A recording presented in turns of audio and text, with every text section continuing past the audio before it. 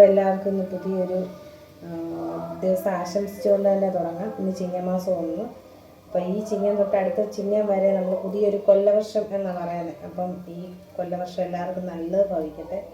ഈ ലോകത്ത് നമുക്ക് അനർത്ഥങ്ങളൊന്നും സംഭവിക്കാതിരിക്കട്ടെ എന്ന് പ്രാർത്ഥിച്ചുകൊണ്ട് ഇന്നത്തെ ദിവസം തുടങ്ങാം. അപ്പോൾ ഇന്ന് എല്ലാവരും അമ്പലത്തിലൊക്കെ പോയി പ്രാർത്ഥനയൊക്കെ കഴിഞ്ഞ് വീട്ടിൽ വന്നിരിക്കുന്ന സമയമായിരിക്കും. ഇപ്പോൾ എനിക്കിന്ന് ജോലിക്ക് പോകണം. അപ്പം ഞാൻ പെട്ടെന്ന് രാവിലത്തെ പരിപാടികളൊക്കെ കഴിഞ്ഞാണ് അമ്പലത്തിൽ പോയിട്ട് തിരിച്ചു വന്ന് വേഗം അട ഉണ്ടാക്കുമായിരുന്നു. കൊച്ചിന് ഇഷ്ടമല്ല, മധുരമുള്ളതൊന്നും ഇവരാരും കഴിക്കത്തില്ല. അപ്പം എനിക്കിഷ്ടമാണ് ശർക്കരയും തേങ്ങയും പഞ്ചസാരയും തേങ്ങയൊക്കെ വെച്ച് എന്ത് സാധനം ഉണ്ടാക്കിയാലും ഞാൻ കഴിക്കും. അപ്പം ഞാൻ പെട്ടെന്ന് അട ഉണ്ടാക്കുമായിരുന്നു. അപ്പോൾ ഇതൊക്കെ ഉണ്ടാക്കി കഴിച്ചിട്ട് വേണം എനിക്കിനി പോകാനായിട്ട്. അപ്പം എല്ലാവർക്കും പുതിയൊരു വർഷം ആശംസിക്കുന്നു.